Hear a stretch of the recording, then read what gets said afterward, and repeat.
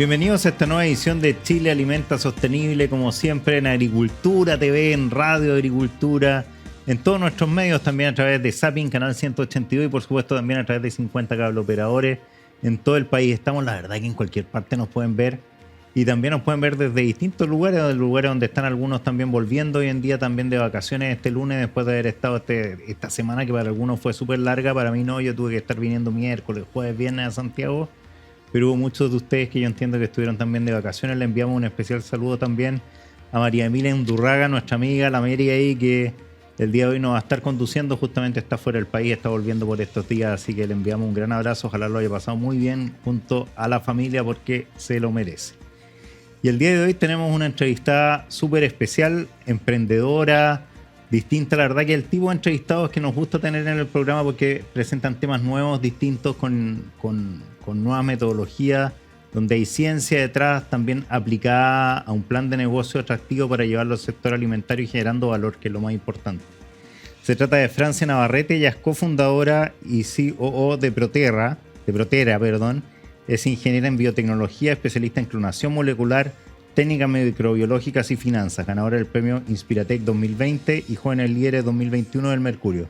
O sea, tremendo curriculazo en 2 o 3 palabras. O sea, me puedo imaginar todo lo que hay detrás, de hecho todo el trabajo que hay detrás y más currículum al respecto. Bienvenida, Francia. Muchas gracias por la invitación. Feliz de estar acá y compartir una buena discusión en los siguientes minutos. Oye, Francia, ¿qué es Protera? ¿Cómo partió? ¿Cómo se inició?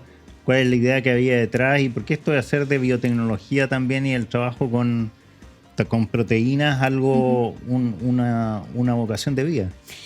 Sí, mira, nosotros en Protera lo que hacemos es ingeniería de proteínas para el desarrollo de nuevos ingredientes para la industria alimenticia. Ingredientes que sean más sustentables, más sostenibles, más saludables para la salud humana, más conscientes con el medio ambiente.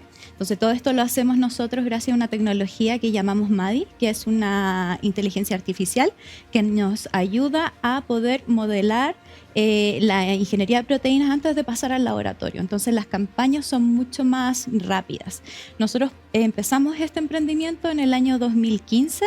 Partimos acá en Santiago, pequeñito, con fondos Corfo, de poquito fuimos creciendo, nos empezamos a mover en el mundo, nos fuimos a Estados Unidos, tenemos sede allá, ahora también tenemos sede en Francia, hemos levantado buen capital para seguir creciendo y bueno, en realidad estamos involucrándonos en varias cosas. Por un lado estamos desarrollando productos por nuestra propia parte, como por ejemplo un ingrediente que es capaz de inhibir el crecimiento de hongos en producto de panificación. Esto ayuda a extender la vida media de los panes y evitar la gran merma que tiene esta industria. Y por otro lado, todo el motor con lo que pudimos hacer esos avances tecnológicos es la inteligencia artificial. Así que hace poco estuvimos lanzando nuestra plataforma MADI, que va a ayudar a todas las empresas que tienen R&D y que quieren involucrarse en este segmento de ingeniería de proteínas a que se puedan subir a la ola también. O sea, la inteligencia artificial vino para quedarse, nos está ayudando en todo el mundo, vemos cómo se está aplicando en diversas industrias y es como un poco loco decir cómo puede ayudarnos desde la parte más biotecnológica. Nosotros encontramos esa forma y la estamos poniendo a disposición para que todos puedan usarla. ¿Y cómo es eso? ¿Cómo la inteligencia artificial ayuda a este trabajo de buscar proteínas adecuadas para un tipo de alimento o para generar ciertas condiciones adecuadas para un alimento? ¿Cómo coopera? Para imaginarnos un poco cómo coopera la inteligencia artificial. Suena como un poco abstracto, pero hay varias maneras en que tú puedes iniciar una campaña. Generalmente los centros de investigación, tanto de academia como privados en la empresa, tienen nociones más o menos de qué es lo que quiero desarrollar a nivel más molecular. No sé, por ejemplo, en nuestro caso, en la proteína que inhibe el crecimiento del hongo, nosotros sabíamos que teníamos que desarrollar una proteína que estancara el crecimiento de ese hongo. Entonces empezamos a estudiarla a nivel molecular y dijimos, bueno, aquí hay un factor súper importante para el crecimiento del hongo y si yo lo puedo detener, voy a detener también el crecimiento del hongo en general, la proliferación. Entonces yo busco en MADI una proteína que tenga afinidad y que sea capaz justamente de unirse en esos receptores que van a hacer que el hongo ya no pueda vivir más. Entonces, hay diversas formas en que uno puede llegar. Uno ya puede tener un producto que puedes mejorarlo, eso es súper sencillo en la plataforma, y lo otro es que puedes encontrar proyectos nuevos, cosas que nunca habías pensado. Por ejemplo, este producto es súper interesante porque en la fecha solamente existen preservantes químicos. Yo creo que tú lo has escuchado, nadie quiere consumir preservantes químicos. Entonces nosotros le dimos la vuelta y dijimos, bueno, lo mismo que hace el preservante químico, busquémoslo en una fuente más natural. Y por esa vía llegamos a ese producto. Qué interesante. ¿Y será parecido lo que ocurre con la técnica que se utiliza para evitar que algo se pase o que algo, no sé, que algo que lleguen hongos, ¿no es cierto?, al pan o a productos ya elaborados, con lo que ocurre en campo, por ejemplo, en el campo donde todo el tema fúngico, ahora con las lluvias, etcétera, hay una serie de problemas que quizás con este tipo de técnicas pudiesen también buscarse soluciones. Exactamente, de hecho eso es lo que nos gusta mucho de la tecnología también, porque es agnóstica al problema. O sea, a nosotros nos gusta la industria alimenticia porque creemos que podemos llegar a muchas personas. Obviamente la industria alimenticia es fundamental, entonces va para todos. Pero en realidad estos desafíos no están solamente en la industria alimenticia, sino que en la material, en la industria de la agricultura, en diversas industrias. Entonces lo que podemos hacer como soluciones para esta industria también es homologable para otras y se pudiese hacer fácilmente. O sea, nosotros ya estamos mirando aplicaciones para el mismo producto, el antifúngico, en otras industrias como por ejemplo la cosmética, porque son muy similares, están muy cercanas. Entonces, claro, la plataforma es para un amplio rango de aplicaciones. Qué impresionante. O sea, puede haber mucho hacia futuro, puede ir hacia futuro, tener muchas aplicaciones distintas a las que hoy tiene, y hay un espacio tremendo de crecimiento. Exacto, o sea, todo lo que pueda estar involucrado con un desarrollo de biología sintética probablemente ahí va a estar involucrado y se puede utilizar MADI para poder acelerar algún desarrollo. Oye, eso aceleramiento que ustedes están logrando y lo atractivo que se ve ha hecho que haya fondos que han invertido en ustedes, que han creído en ustedes seguramente, ¿no? Sí, es cierto. Sí, nosotros empezamos a levantar fondos acá en Chile en el año 2015, pero debo comentar de que en ese momento quizás estábamos un poco más reacios a la inversión de riesgo. Entonces acá pudimos levantar algunos inversores ángeles y eso fue también algunos de los motivos por qué nosotros decidimos empezar a expandir nuestro horizonte y movernos a Estados Unidos. Entonces cuando nos movimos allá, para nosotros fue mucho más sencillo el levantamiento de capital. Nosotros nos fuimos a participar de un programa de aceleramiento de empresas. Entonces ese programa tenía esta virtud de que nos acercaba con todo el mundo como industria y también de la inversión de riesgo. Y ahí conocimos nuestros primeros inversores. Nosotros levantamos estando allá nuestra serie Seed. Y bueno, después cuando ya nos empezamos a expandir, llegamos hasta la serie A. Estamos en esa todavía, en esa fase. Uh-huh.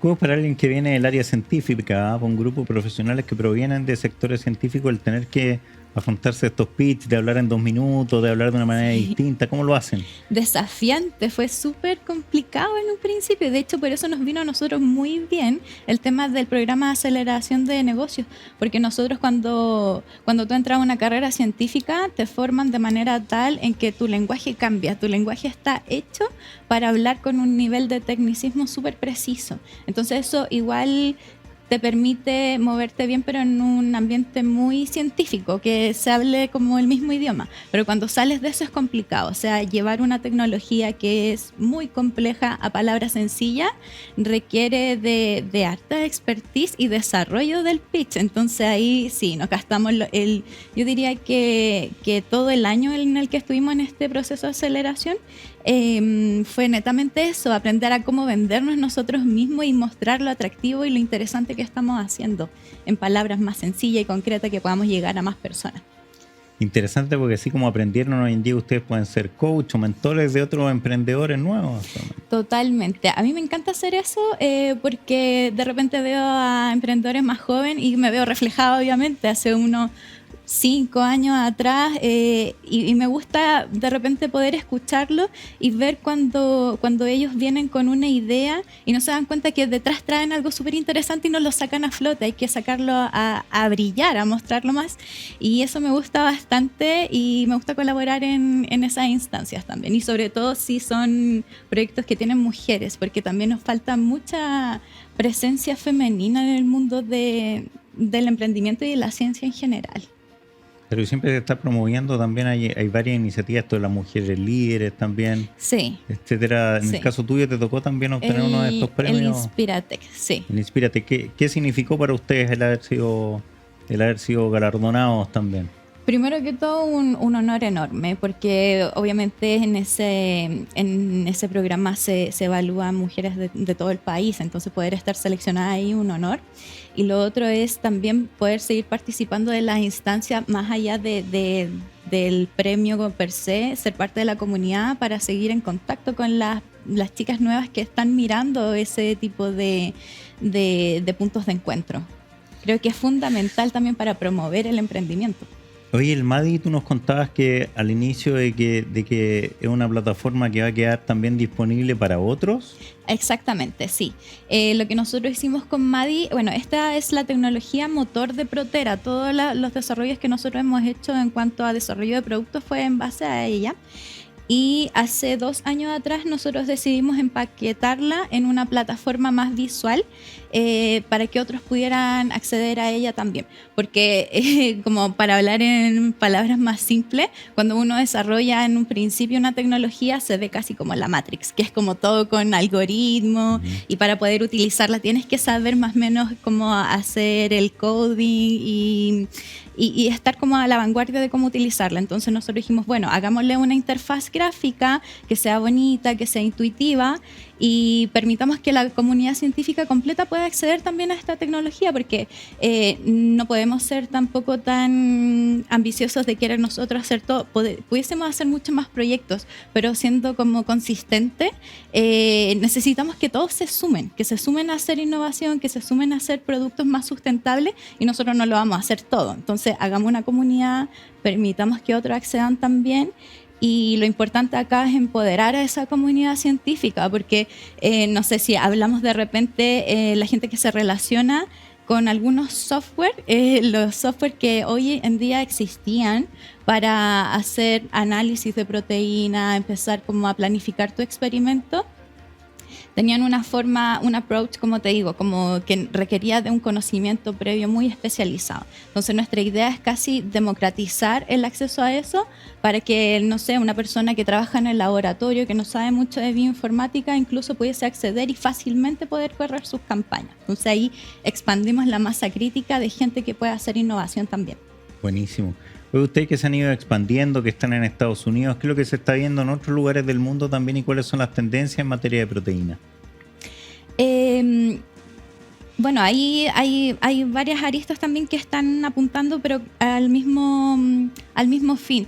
Cuando nosotros nos fuimos en un principio a Estados Unidos, empezamos a surfear toda esta oleada de empresas, emprendimiento y academia que están enfocándose mucho en hacer justamente estos nuevos ingredientes. Aquí empezaron a salir como las plant-based meats, todo en base a planta, movernos más a un veganismo, productos más sustentables. Y ahí fue que nosotros también empezamos a desarrollar nuestros productos para poder entrar también desde esa vía.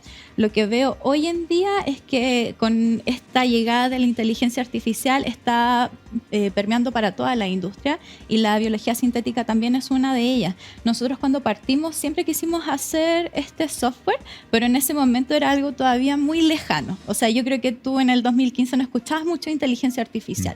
Entonces a nosotros nos costaba mucho ver esa propuesta de valor de primero hacer un software y después hacer el experimento del laboratorio. Costaba mucho, entonces dijimos ya, hagámoslo nosotros mismos, hagamos producto. Y esa fue la vía de entrada. Ahora que han salido más tecnología y ya, por ejemplo, empresas como Google se empezaron a meter también en la ingeniería de proteínas a través de software, es que se empezó a materializar mucho más. Entonces es más obvio que la inteligencia artificial tiene un rol que jugar también en la biología sintética. Entonces este es el momento para nosotros preciso para haber lanzado la plataforma, porque cuesta mucho menos a los potenciales usuarios mostrarle qué es lo que pueden hacer. Mira, puedes hacer esto, esto y esto, y es mucho más entendible porque ahora ya todos como que conceptualizamos mucho mejor las capacidades de la inteligencia artificial. Uh-huh. Hoy me acuerdo cuando estaba en la universidad hace una montonera de años, ¿no es cierto? Estudiando periodismo, y siempre hubiese querido, tuvimos un ramo de periodismo científico, y siempre hubiera querido que me hubieran traído a alguien que me hubiese contado algo concreto realmente que hacían, y no solamente estar en teoría, ¿no es cierto? Claro. Entendiendo. ¿Te llaman de las universidades? ¿Te llaman de la academia? ¿Tienen la posibilidad de repente ir traspasando esta experiencia a los jóvenes? Sí, se generan instancias, principalmente como conversatorios, como charlas. Igual yo creo que sería más interesante o que pudiese llegar mucho más a los alumnos que están viendo qué quieren hacer como carrera, poder mostrarlo en los programas también. Como yo me acuerdo cuando también estaba en biotecnología, habían programas como de emprendimiento, pero quizás estos también se tienen que ir actualizando a cómo se está haciendo el emprendimiento hoy en día, así como para que los jóvenes se puedan relacionar y decir, mira, en realidad yo también puedo hacer eso, porque a veces yo me doy cuenta que cuento nuestra experiencia y nos preguntan, pero ¿cómo llegaste a irte a Estados Unidos y cosas así?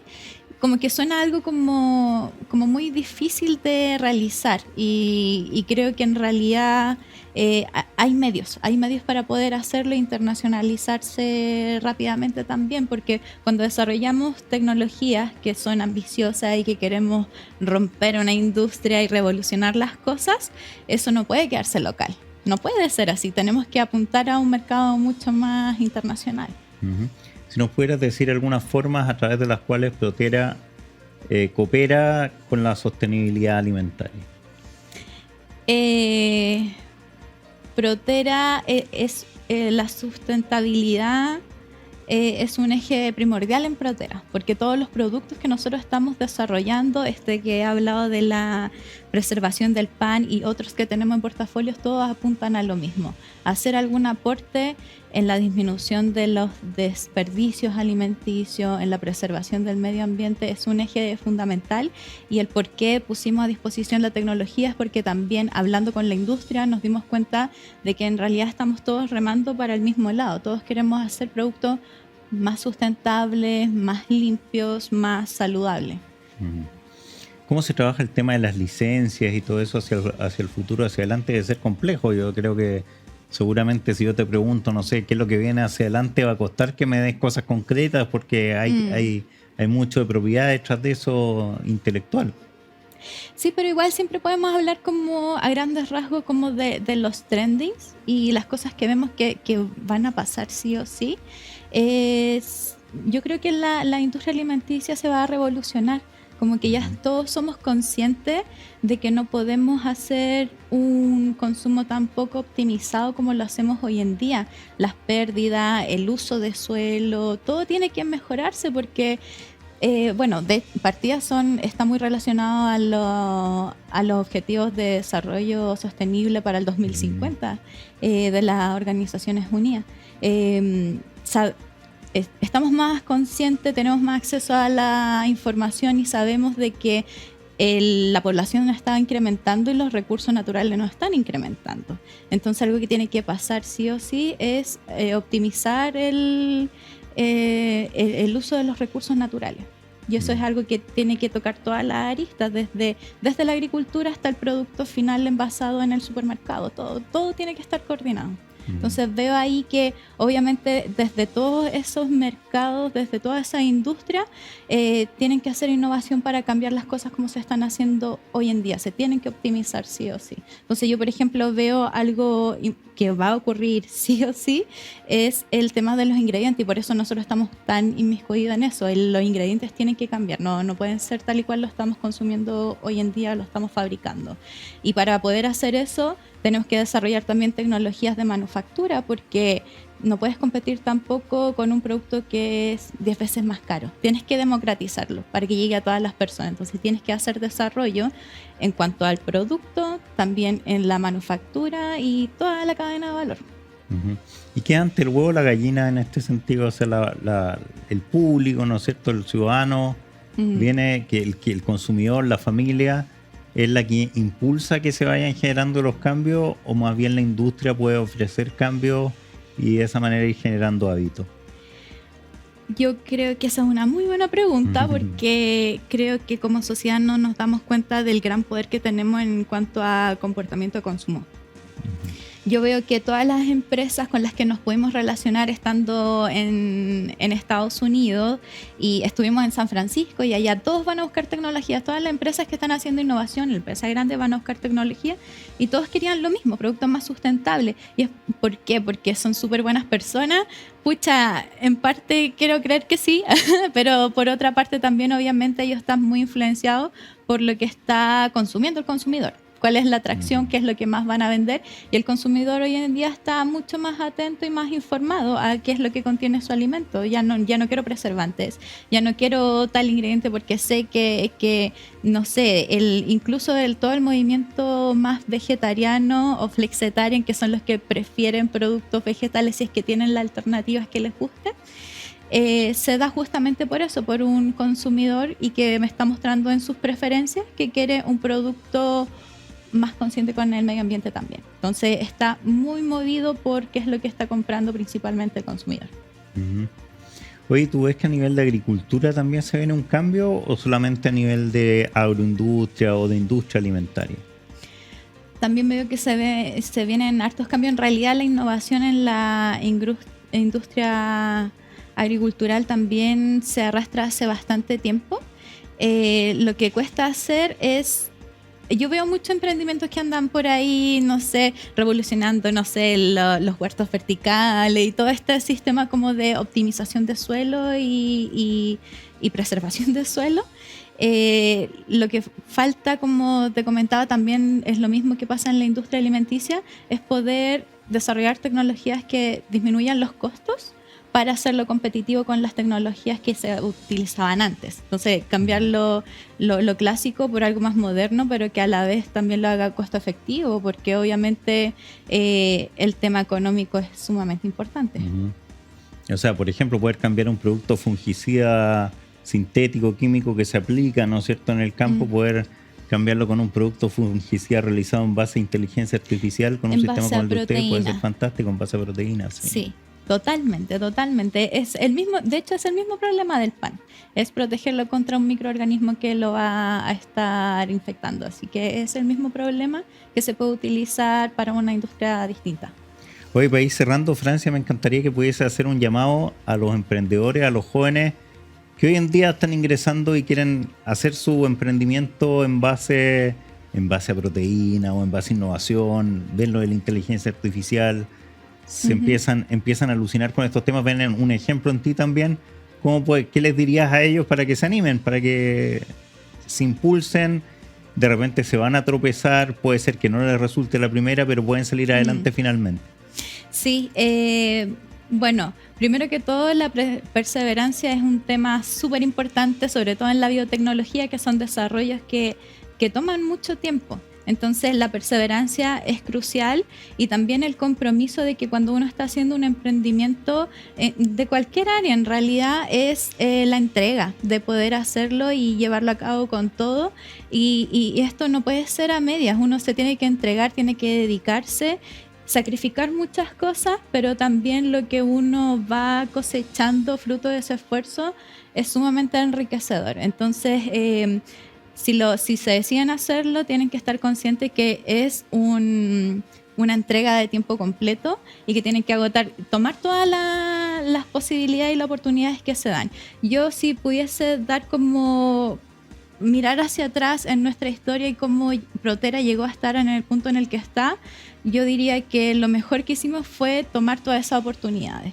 Porque siempre, a veces las oportunidades pueden ser muy desafiantes. Si te dicen, no sé, en el 2016 nos preguntaron si nos queríamos ir a Estados Unidos y nosotros ni siquiera hablábamos muy bien el inglés y dijimos, ya sí, vámonos igual porque es una oportunidad súper buena.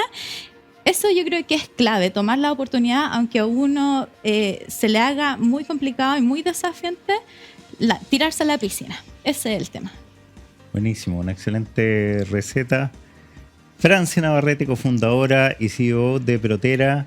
Ha sido súper interesante poder conversar contigo el día de hoy, poder tener también este ejemplo de emprendimiento, de innovación, de biotecnología, de inteligencia artificial, de trabajo con proteínas, con ingeniería con proteínas. La verdad que súper atractivo, me encantó esta entrevista. Ojalá podamos tener mucho más sobre este tema y pueda seguir también iluminando a otras personas a que sigan también este camino. Que bueno también que estén siendo generosos en compartir esta plataforma con otros, que no la estén guardando como algo solo para ustedes, también para que otras personas puedan también emprender y utilizarla para llegar con sus emprendimientos a otros lugares también en el sector alimentario, en este Chile que alimenta sostenible, en este mundo que alimenta sostenible, porque ustedes no ven frontera, como buenos millennials, ¿no es cierto? Exactamente, sí. De hecho, eso es lo que promovemos, no quedarse a nivel local ni latinoamericano, el apuntar al mundo. Sí. Muchas gracias, Francia. Vamos a una pausa y luego estamos de vuelta con el siguiente entrevistado. IFAN es un programa público-privado formado por una alianza entre la industria de alimentos y la academia. Desarrolla nuevos ingredientes funcionales y aditivos naturales en base a materias primas chilenas, contribuyendo a la diversificación, mejorando la productividad, la eficiencia y la sustentabilidad en la industria alimentaria. Además, forma parte del programa estratégico Transforma Alimentos del Ministerio de Economía y Corfo. Conócenos en www.ifan.cl.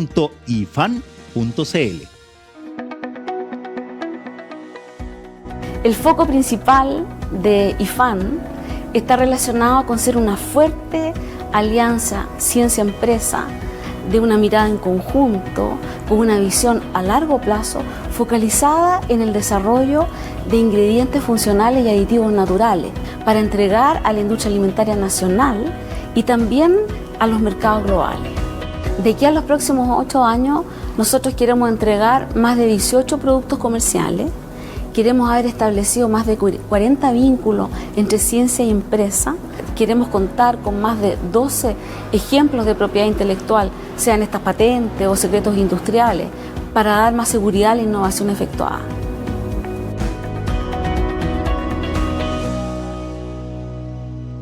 Y estamos de vuelta en este Chile que alimenta sostenible. Y este Chile que alimenta sostenible tiene que ver con el producto final, como veíamos recién, el producto alimentario, en este caso que tenía también algo de biotecnología, con inteligencia artificial, todo lo que hablamos hace un rato también con Francia. Y ahora tenemos un entrevistado de lujo también súper interesante para que nos muestre también cómo a nivel de campo, también a nivel de la agricultura se puede ir trabajando también, que yo le preguntaba justamente a la entrevistada anterior, y poder ir mejorando los cultivos, mejorando la sostenibilidad de los cultivos, mejorando también el uso de tierra, el uso de agua, etcétera, para hacerlo más sostenible. Y eso justamente lo vamos a conversar con Gustavo Loyola, director y socio fundador de Biopoliagua. ¿Qué tal? ¿Cómo estás, Gustavo? Buen día, Francisco. Muchísimas gracias por la invitación. Bueno, y aquí a tu disposición para poder conversarte todo lo que sea respecto de nuestro producto estrella. Hoy harto tiempo que queríamos conversar contigo, básicamente porque eres un innovador y queríamos también que contaras de esto, de lo que es Biopoliagua, en el fondo una familia de macromoléculas biodegradables, para ser lo más preciso posible, que absorben muchas veces el peso del agua de riego, entre otras potencialidades. Cuéntanos en qué consiste esta tecnología. Encantado. Mira, siempre se genera una... voy a usar una palabra que puede sonar un poco dura. Se genera un error de comprensión cuando uno habla de moléculas hidrofílicas. Esto porque moléculas hidrofílicas hay en el mercado miles. Yo te voy a decir, dame 2 segundos para retrotraerme a la historia de esto. Más o menos al inicio de 1900, por así decirlo, empiezan las necesidades de las producciones industriales. Y entonces en ese momento la investigación fundamentalmente en universidades de Norteamérica, se orienta a la utilización de algunas moléculas como pueden ser los almidones. Los almidones son altamente hidrofílicos. Desgraciadamente los almidones, como se sabe, bueno, no solamente son altamente hidrofílicos, sino que también son fuente de alimento tanto para el ser humano como para los animales. Y de ahí deriva entonces un problema, entre comillas, ético, que dice, bueno, a ver, ¿por qué no hacemos moléculas intermedias que sean una parte almidón y y otra parte de origen de síntesis. Bueno, así se hizo y posteriormente todo esto va progresando hasta que en la década aproximadamente del 50 la NASA genera un incentivo al desarrollo en los estamentos universitarios ante el desafío de que necesita poder de alguna forma cultivar en las naves espaciales. Y para ello necesita sustratos que sean estériles de entrada, que ocupen el mínimo volumen, livianos ojalá evidentemente, y que tengan esta capacidad de ser altamente hidrofílicos. Y bueno, de esta forma entonces empiezan a aparecer los primeros polímeros del área entre comillas sintética, para llegar finalmente a los polímeros altamente hidrofílicos, que son derivados generalmente de las poliaminas, poliacrilatos, etc. Y en ese ámbito, y ahora llego al punto de tu consulta, en ese ámbito existen, por así decirlo, dos familias de moléculas. Una de ellas tiene relación con lo que son los productos insolubles. Esos son los que realmente son capaces de absorber agua. Es decir, la molécula en sí nunca se disuelve. Lo que hace es absorber agua. ¿Cuánta agua absorben? Bueno, mira, lo habitual es que estén en condiciones de laboratorio, quiero decir con esto, absorbiendo agua destilada, desmineralizada, sobre 300 veces. Y en el caso, hoy en día hay investigaciones muy fuertes en ese sentido que ya están obteniendo polímeros que andan en 800, 900 veces teniendo su capacidad de absorción, ¿no? Esos van a ser los que salgan en la próxima generación, por así decirlo. Y en el otro ámbito están las moléculas que, siendo altamente hidrofílicas, sí son solubles. Estas moléculas que son solubles son las que, se pueden utilizar a través de, obviamente, los riegos. En ese ámbito, nosotros nos abocamos a buscar, alguna alternativa que nos permitiera contribuir en este tema. Y fue así como en el año 2013 comenzamos con un proyecto que era absolutamente un proyecto familiar, para poder entonces encontrar cómo aportar desde ese punto de vista para poder mitigar de alguna forma, o ayudar a mitigar, mejor dicho, para no ser pretencioso, para ayudar a mitigar lo que es el impacto de la sequía producida, por lo que hoy conocemos como el cambio climático. Uh-huh. Y en ese sentido, junto con colaborar también en una mejor gestión del agua en la sequía, también se puede colaborar en el fertirriego, ¿no es cierto?, en la fertilización a través del río. ¿Cómo opera? ¿Cómo funciona eso? Mira, opera muy simplemente, Francisco. La aplicación en el caso de biopoliagua soluble es disolviéndolo en los estanques de fertirriego precisamente. Se puede usar cualquiera de las tecnologías que están hoy en uso. Puede ser, por ejemplo, estanques de fertirriego con agitación mecánica a través de paleta, puede ser a través de sopladores o burbujas de aire que llamamos, puede ser a través de motobombas que recirculan el agua en el estanque, y finalmente, que es uno de los más masivos, puede ser también a través de lo que conocemos como la solubilización por remo, que es manual. Es decir, el operario tiene un estanque donde tiene el agua con los fertilizantes y tiene un palo o algo similar con lo que va agitando. Ese sistema también se puede usar en el caso de biopoliagua. Ahora, el producto es altamente técnico, no es cosa tomarlo, tirarlo al agua y ya está, porque lo que van a obtener ahí es una masa. Entonces requiere un procedimiento que, está descrito, y nosotros hemos contribuido a ayudar con un coayudante que hemos desarrollado en los últimos 3 años, que se llama ICAL Plus, que fue específicamente formulado para ayudar a la solubilización de biopoliagua. Y es así como hoy estamos solubilizando 1 kilo de biopoliagua en 100 litros de agua, pudiendo aplicarse perfectamente bien a través del riego. Este tipo de producto se puede aplicar en cualquier lugar, en cualquier tipo de tierra, en tierra de ciertas características, con cierto tipo de clima, o tiene alguno. Porque me impresionó ver un video de usted y de biopoliagua en el sitio web de usted desde Pampa Concordia, o sea, en el extremo norte del país. Bueno, mira, no hay ninguna restricción en el uso de biopoliagua respecto del tipo de suelo. Sí, evidentemente el producto presenta desempeños diferentes, por ejemplo, en suelos muy livianos, que eso técnicamente son suelos muy arenosos, en el fondo que se infiltran fácilmente. Evidentemente ahí el producto tiene un desempeño extraordinario. En el caso del otro extremo, que son los suelos que se llaman pesados, que son los suelos arcillosos, en esos casos también tiene muy buen desempeño. El producto flocula incluso todo lo que es la arcilla en polvo, de tal manera de impedir de que se vaya metiendo toda esta partícula pequeña a través de los canales en el suelo, de tal forma que finalmente terminan incluso tapándolo y compactando el suelo. Eso, bueno, los agrónomos lo tienen muy claro. Yo no soy agrónomo, he hecho el mejor esfuerzo en los últimos 15 años de mi vida por beber de todo el conocimiento que me han querido compartir, y algunos agrónomos han sido muy generosos, me han dicho, léete tal paper o léete este otro libro, en fin. Pero no es mi especialidad la agronomía.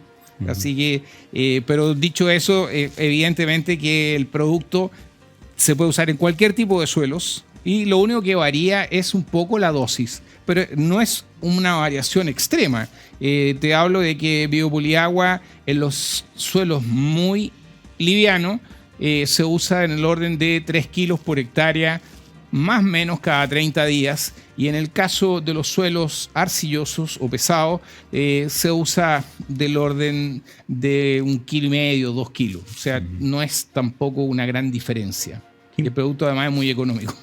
Qué importante hoy en día tener fórmulas que ayuden a poder generar un riego más eficiente, una fertilización más eficiente, el generar que cada uno de los sistemas funcione en el campo de mejor manera, y especialmente con esto que comentabas tú, este cambio climático, ¿no es cierto? Esta sequía extendida que llevaba más de 15 años, que este año ha tenido un pequeño veranito o inviernito de San Juan, porque es la verdad que claramente con hartas lluvias, pero que también han sido lluvias que en gran parte han destruido gran parte de la infraestructura de riego, entonces también han generado problemas por otro lado. Entonces no ha sido todo tan maravilloso como podría ser una lluvia, y que además tiende, según dicen los meteorólogos, tiende a continuar al menos hasta el primer trimestre de 2024, pero después deberíamos volver posiblemente a las condiciones de sequía, y a lo mejor con algunos chaparrones fuera de estación, como ocurre hoy en día en Europa también, en que en los veranos incluso uno ve lluvia fuera de etapa y dejan verdaderas catástrofes agrícolas, y acá podríamos tener situaciones similares.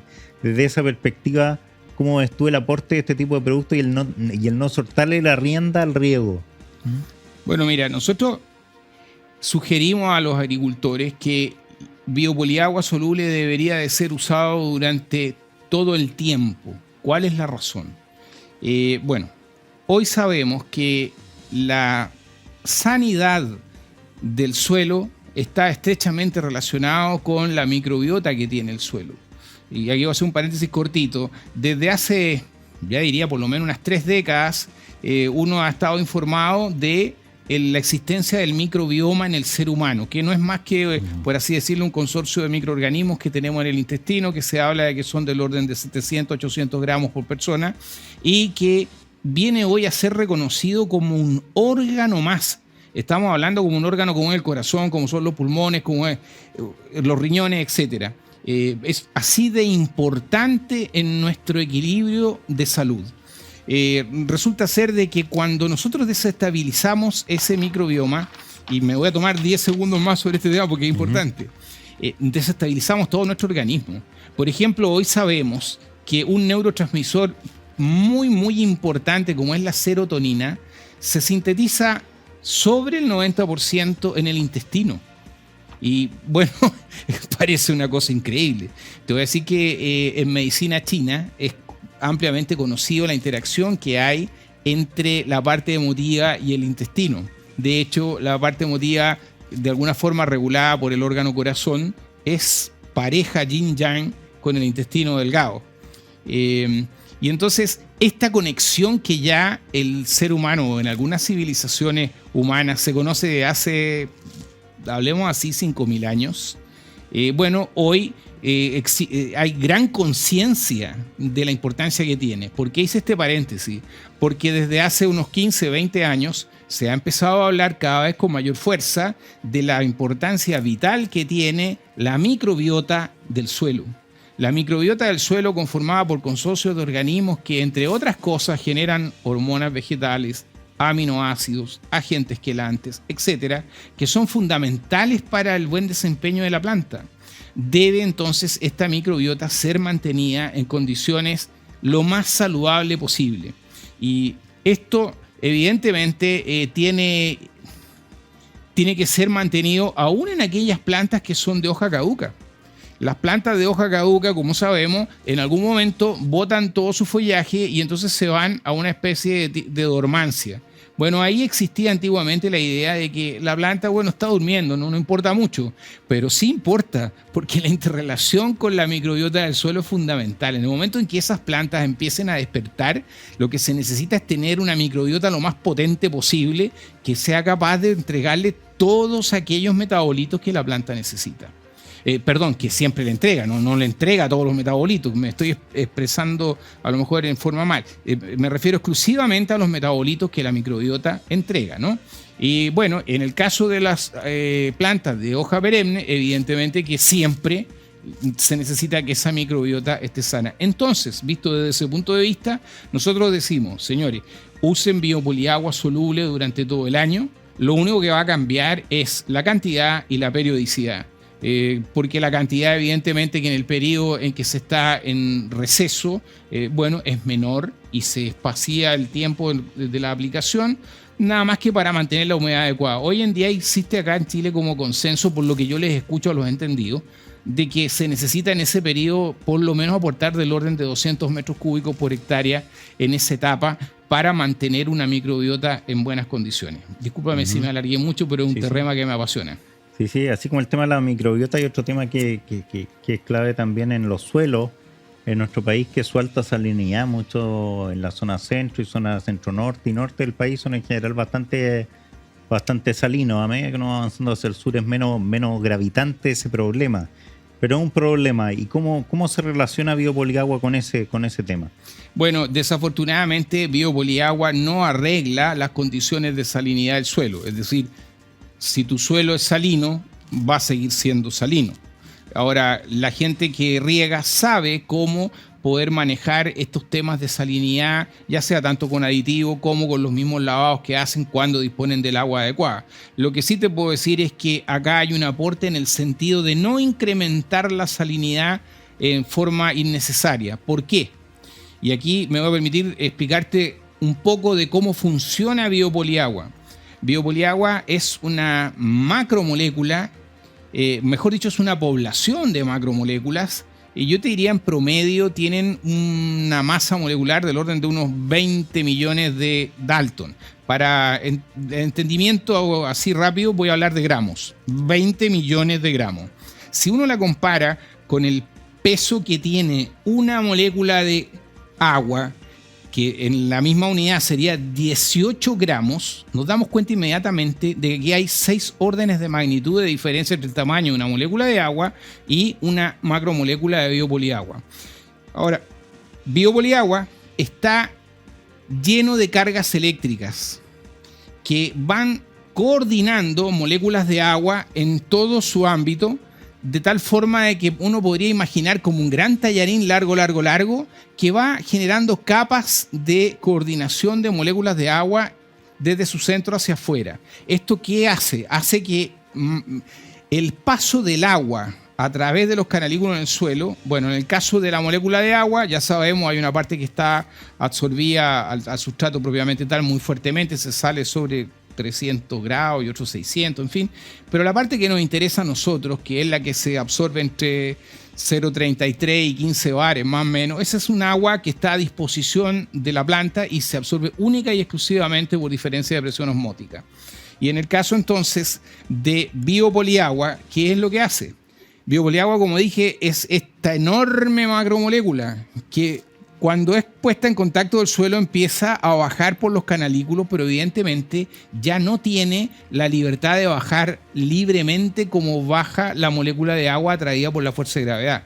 Entonces, cuando uno frena la fuerza hidráulica, por llamarlo así, ¿no?, del riego que tú estás suministrando, bueno, esto tiende a quedar ahí. Entonces fuiste agregando biopoliagua en el riego al bulbo. Llenaste el bulbo y el agua, una vez que frenaste el riego, tiende entonces a quedarse en ese volumen. ¿Qué significa eso? Tiene dos implicancias muy importantes. La primera es que actúa como que cambiase la capacidad de campo de ese bulbo. Es decir, actúa cambiando la cantidad de humedad que es capaz de mantenerse en el bulbo. Fuera del bulbo va a actuar la capacidad de campo del terreno donde yo estoy trabajando, pero dentro del bulbo va a quedar esta nueva capacidad de campo que fue, como digo, aportada por la presencia de biopoliagua. Pero ahora viene el segundo punto, que cuando tú fertilizas, los fertilizantes, para seguir su curso natural de percolación en el suelo, requieren irse montados arriba de las moléculas de agua. Si no hay moléculas de agua, los fertilizantes se quedan ahí y eso aumenta la salinidad. De tal forma que cuando tú aplicas biopoliagua en el riego, obtienes un bulbo que aparenta tener una mayor capacidad de intercambio catiónico que la que tiene el resto del suelo donde está. ¿Debido a qué? A que, como se mantiene la humedad, mantiene los fertilizantes que tú adicionaste adentro. De hecho, adicionalmente, el producto también tiene una interesante capacidad de intercambio catiónico que es sobre 180.000 equivalentes cada 100 gramos. Pero no es un gran aporte el que hace en ese sentido, dado a que biopoliagua se agrega en cantidades pequeñas, o sea, 3 kilos por hectárea o 2 kilos por hectárea, no es una gran contribución en ese sentido. Uh-huh. Increíble cómo trabajar con macromoléculas y con sustratos, etcétera, se va sumando una serie de otros temas que tiene que ir trabajando e ir manejando el agricultor para poder trabajar con su predio. Por un lado, extra predio, ya tiene que saber poder trabajar con medición de los caudales, etcétera. Después, intrapredio también posiblemente puede tener algún tranque intrapredial, tiene que ver cómo distribuye el agua dentro de su predio, tiene caudalímetros, tiene además a veces tienen incluso pequeñas estaciones meteorológicas dentro del campo, sensores, etcétera, más productos como este, ¿ah? Y una serie de otros temas, la misma infraestructura de riego, pivotes de riego, cintas de riego, según el tipo de cultivo que tengan.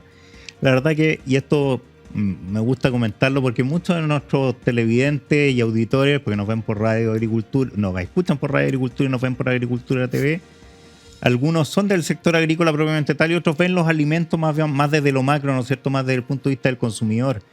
Y es muy interesante poder explicarles cómo se produce en el campo y que no se trata sencillamente de poner una lechuga y que creció y la corté y me la comí, o produje un frutal más aún, ¿ah? Y saqué una pera, saqué una manzana, saqué una cereza, las mandé a China así simplemente y volvió la plata a borbotones, así como en maletas que se imagina la gente. ¿Ah? Ojalá. Esto todo tiene un trabajo detrás que es muy profundo y que implica una serie de factores, ¿ah? Dentro de que este es uno dentro de un engranaje tremendamente grande de factores que tiene que manejar un agricultor para que efectivamente su cultivo hoy en día sea eficiente, más aún en las condiciones de sequía, cambio climático, variaciones climáticas poco comunes que hoy en día se hace bastante complejo. Muy complejo, muy complejo. Yo, mira, colgando un poco de lo que tú acabas de mencionar, Francisco, siempre que puedo hago especial hincapié en el trabajo extraordinario que cumple el empresario chileno que está trabajando mancomunadamente con toda su gente, porque acá hay que comprender que las empresas no son entidades que per se, generen algún tipo de riqueza. Las empresas requieren una infraestructura, requieren un apoyo desde el hombre o los hombres. Cuando digo hombres no quiero hacer diferencias de hombres. Sí, claro, a eso me refiero. Sí. Entonces, los grupos que llevan adelante las ideas, las metas, las visiones que tienen las empresas, no harían absolutamente nada si no tuviesen la suerte de contar con todo el otro conglomerado humano que aporta a esto. Y es gente que se casa con una idea. La persona que trabaja en una empresa se casa con esa idea y, la magia está en que entregue lo mejor de sí mismo para que esa empresa se engrandezca. Y en ese sentido, te digo, el aporte del mundo agrícola en Chile es extraordinario. Cuando uno ve lo que se han hecho en los últimos 30, 40 años, de pasar a ser un país... Mira, aquí los que producen uva se recordarán que metían en las cajas de uva paja. Así era como se exportaba la uva. Si vemos la tecnología que se ha ido desarrollando, está bien que ha sido parte de ella traída de afuera, etcétera, pero acá también se hacen innovaciones. Y entonces cuando uno ve eso, uno dice, entonces no puede ser de que uno vaya a dejar de desconocer lo que significa el aporte de estas empresas que han hecho que Chile hoy en día esté en un sitial de preeminencia mundial. Es decir, uno cuando sale, mira, nosotros nos toca ir, por ejemplo, a México, donde tenemos allá relaciones por el tema de Biopoliagua, España, etcétera, y uno ve que a donde llega, dice, pero sí, pero ustedes en esto, pero ustedes en lo otro. Es una satisfacción enorme por el trabajo que se ha hecho por toda esta gente y que se sigue haciendo hoy en día. Bueno, y en la mañana conversamos, hace unos minutos atrás, en la mañana conversábamos, ¿no es cierto?, con una emprendedora y que está llegando a Estados Unidos, a lugares muy interesantes también con su tecnología en base a inteligencia artificial aplicándola y con biotecnología aplicándola a la agricultura. Y en el caso de ustedes también una empresa que parte como una empresa familiar, que va creciendo poco a poco, ¿no es cierto?, de manera súper sostenible. Cuéntanos un poco también tu ejemplo familiar, un poco lo que han hecho en torno al trabajo. Bueno, gracias. Eso ya corresponde a la parte social. Mira, yo en el devenir de mi vida sentía que estaba cojo. Te estoy hablando, estoy situado aproximadamente, no sé, en los 45 años. Uh-huh. Y estoy cojo porque lo que estoy haciendo no me satisface. Y bueno, tengo inquietudes y digo, en algún momento las tengo que plasmar. Y fui desarrollando y buscando campos en los cuales yo me sentía cómodo. Y bueno, ya te digo, en la década del 60 a mí me impactó mucho, yo siendo muy muchacho, me impactó muchísimo la sequía que afectó a este país, que llevó a la restricción incluso de las luminarias nocturnas. Acá en Santiago en la noche no había nada iluminado porque no se podían iluminar los edificios públicos, no había energía para producir eso. Y bueno, a mí me impactó mucho. Yo estudié bioquímica y posteriormente me fui especializando en lo que era la parte vegetal. De hecho, la tesis de licenciatura la hice en una enzima de naranja, posteriormente la tesis de doctorado la hice en cloroplastos de espinaca, en fin. Y siempre me he mantenido, o he tratado, mejor dicho, de mantenerme razonablemente al día de los avances que van en la ciencia en este ámbito. Fue así como en el año, no debe haber sido exacto, porque no hay nada que sea así tan tajante, pues, Francisco. Entonces, debe haber sido por allá por el 2012, hablando con mi familia, les expuse de que yo tenía este tema interno y que necesitaba intentar realizarlo. Y entonces consulté si podía colocar ahí unos pesos que teníamos ahorrados al servicio de esto. Mi señora, que siempre me apoya, me dijo, dale, lo único que te pido es que no vayas a ir a colocar hipoteca de donde vivimos. No pongas en juego la casa, te sí, dijo. Eso, justamente, así fue. Y ella ha sido un apoyo, pero incondicional. Mis dos hijos, lo mismo, te digo, mis dos hijos. Yo tengo la suerte de que uno de ellos vive conmigo. Bueno, Gustavo, que así se llama, porque en eso soy tradicional. Mira, mi abuelo se llamaba Gustavo, mi padre se llamaba Gustavo, yo llevo ese nombre, mi hijo lleva ese nombre, en fin, 4 generaciones ya. Gustavo cuarto. Sí, claro. Bueno, y entonces me preguntaron más, obviamente, y yo encantadísimo fui compartiendo. Ahora, yo te insisto, esto no es un evento que se produzca un día, porque son conversaciones de las horas de almuerzo, de las cenas, en fin. Y al final les dije, mire, la idea que tengo es esta. Quiero ver si puedo cooperar en ayudar a mitigar un poco el impacto que está teniendo la sequía en, por lo menos, Chile. Listo. Y bueno, con la anuencia de ello, se te hace todo más fácil. Porque no hay nada oculto, no hay nada que uno esté en tensión, que me estoy gastando estos pesos. Porque desgraciadamente para esto hay que meter plata. O sea, yo te digo las cosas más sencillas, que tengo que mandar a hacer un análisis, bueno, son 40, 50 mil pesos que hay que tenerlo. Hay un momento en el cual uno está muy comprimido para hacer cualquier tipo de gasto. Hay que viajar al extranjero, bueno, hay que hacerlo. Y entonces todo esto siempre requiere capital. Y bueno, nos fuimos muy extremadamente ordenados.